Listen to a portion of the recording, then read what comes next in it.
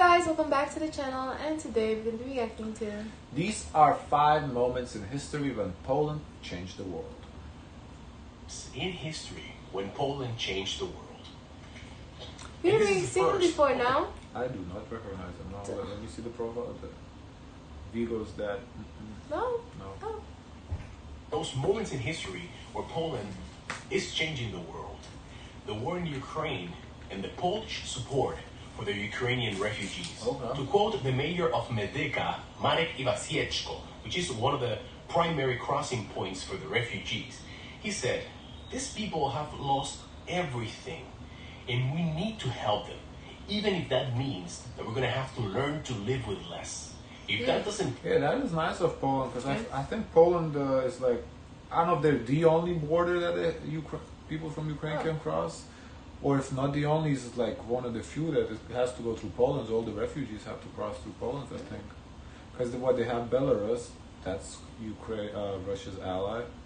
Russia, obviously. I don't know who they have on the south. Let me see the map.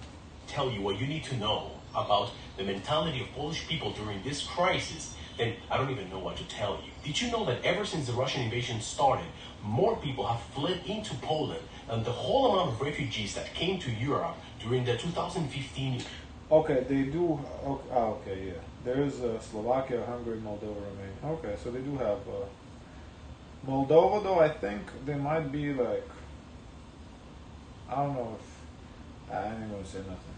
refugee crisis. And what is incredible is the fact that this is the first time where the host country hasn't had the need to build refugee camps. There are no refugee camps in Poland. The last few days I found something on social media that touched me. And don't quote me on this, but it's maybe they take to adapt them into the culture? Just, you know. To the degree that Polish people are helping Ukrainians because they know what it feels like to be there. They've been in those shoes. You know what that means. There are people alive today that their own grandparents have gone exactly through what the Ukrainians are going through. And because of this, Polish people have opened their arms, their houses, they're giving everything they can. We know that there's a lot of people struggling in this beautiful country. It's not easy. Times are really difficult. And they're going to get... He's living in Poland, or...? I don't know. I don't know where he's living. Because he said in this country, so I understand he's in Poland, the country. Maybe. But I think this video was done right after the war started, because that's why it's a heavy emphasis on that. Even harder. Did you think they know that? They know that. Still, that doesn't prevent them from doing anything they can do to help If I'm not mistaken, the war started in... I thought it was during COVID times, no? I think 2021 it started. Shit, time goes by. I know it started in February, but 2022 or 2021 now. I don't know. Time goes by. Fellow Ukrainian, a neighbor, a brother Slav, and I believe wholeheartedly that this moment in time is going to go to the history books. We are living it. We are breathing history in the making. And one more time, where Poland changed the world. So, I know we've been coming here for a while, trying to work on our... Come in. Before World War II, there were around 3 million Jewish people living in Poland. That's around 10% of the population at the time. Poland was the center of the European Jewish world. On September 1st of 1939, Germany decided to invade Poland, and with that, the beginning of World War II exploded. The Nazi plan for Polish Jews was one of concentration, isolation, and eventual total annihilation during the Holocaust. Yet, the response of the Polish majority to the Jewish Holocaust covered an extremely wide spectrum, often ranging from acts of altruism at the risk of endangering their own lives and that of their families, through compassion to positivity, indifference, blackmail, and denunciation. An average Jew that survived in occupied Poland depended on many acts of acceptance and tolerance. Nearly every Jew that was rescued because of the cooperative efforts of a dozen people or more. There was an article published in the Journal of Genocide Research where Hans Firth estimated that around 1,200,000 Poles were involved in rescuing Jews. Poles were by nationality the most numerous persons to rescue Jews during the Holocaust. To date, 7,000 ethnic Poles have been recognized by the State of Israel as races among the nations, more by far than the citizens of any other country. The rescue efforts were aided by one of the largest resistance movements in Europe, the Polish underground state. I've talked about this on one of my other videos. I'm going to put a link here. He's from. Might be from Poland. Yeah. You think so? I don't know, but maybe. Because he seems to make a lot of videos about Poland. So it's either from Poland or he lives in Poland nowadays, maybe. To find it. Of the 3 million Poles that lost their lives during World War II, thousands were killed by Germans for helping Jews. Did you know that in 1802, Napoleon dispatched a legion of... Poland is your ally? Okay. We're friends. We're besties. Around 5,000 Polish men to join... Okay, so far 3 out of 5 is them like helping with the refugees or well Haitians in this case. So I guess maybe the whole video is going to be about Poland helping people, you know.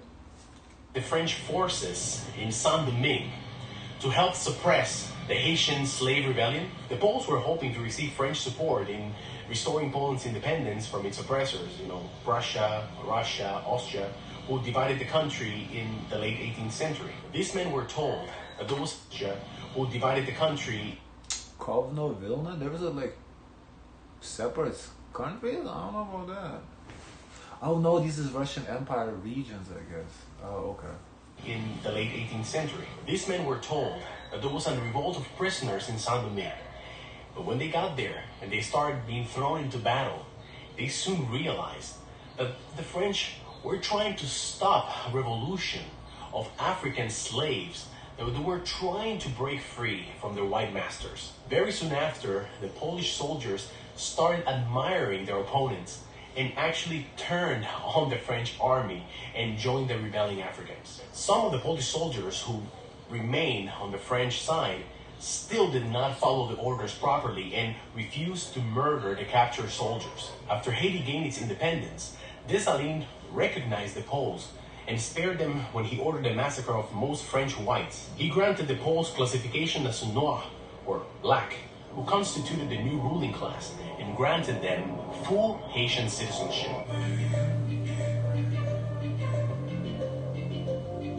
That was interesting. I like the Ukraine and World War II. You know, those were like pretty obvious facts, but this I had never. I would have never even thought about it.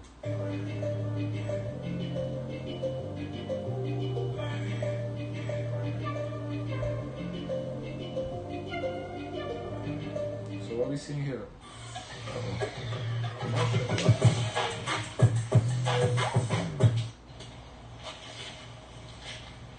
Another moment when Poland changed the world was on the 14th of August of 1980, when a movement was founded named Solidarity, or in Polish, Solidarność.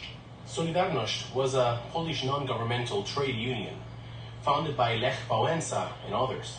In the early 80s, it became the first independent labor union in a Soviet bloc country. Solidarność gave rise to a broad, non-violent, anti-communistic social movement that at its height claimed around 9 million members. It is considered to have contributed greatly to the fall of communism. Between 1952 and 1989, Poland was ruled by a communistic government established after the Red Army's takeover of Polish territory from German occupation in World War II. The People's Republic of Poland tried to destroy the Union by instituting martial law in 1981, followed by several years of political repression, but in the end it was forced to negotiate. The roundtable talks between the Communist Party and the Solidarity-led opposition resulted in semi-free elections in 1989. And by the end of August of the same year, 1989, a Solidarity-led coalition government had begun, and Wałęsa was elected president in December of 1990. This was a historic moment for the world because soon after, this was followed by the dismantling of the communistic governmental system and by Poland's transformation into a modern democracy. What happened? Oh. What's going on here? Okay, I think we should be good now. Event, not only for the People's Republic of Poland, a satellite of the Soviet Union, but for the whole Eastern Bloc. Solidarności's example led to the spread of anti-communistic ideas throughout the Eastern Bloc, weakening communist governments. This process later culminating in the revolutions of 1989.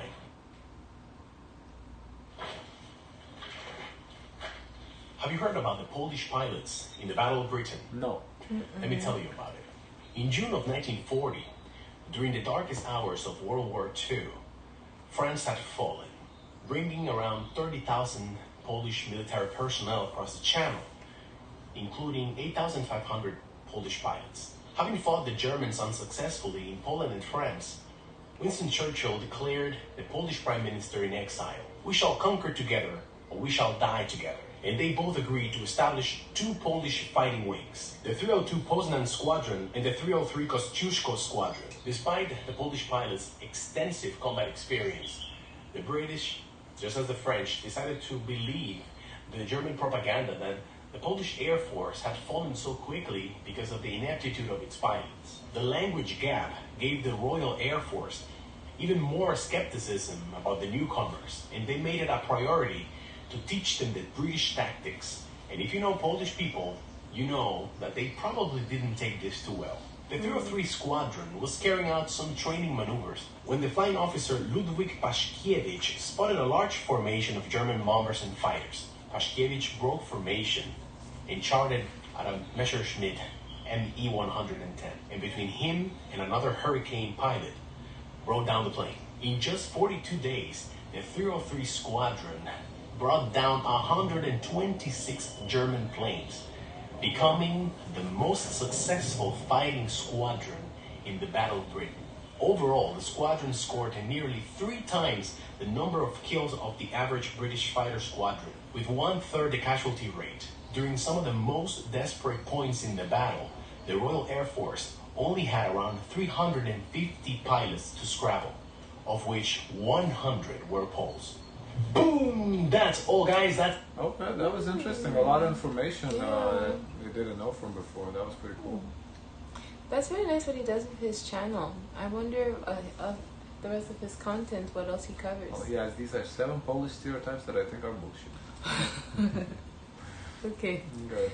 Guys, of course, let us know your thoughts. Feel free to like, comment, and subscribe. Join the Discord, and as always, share as much kindness as possible.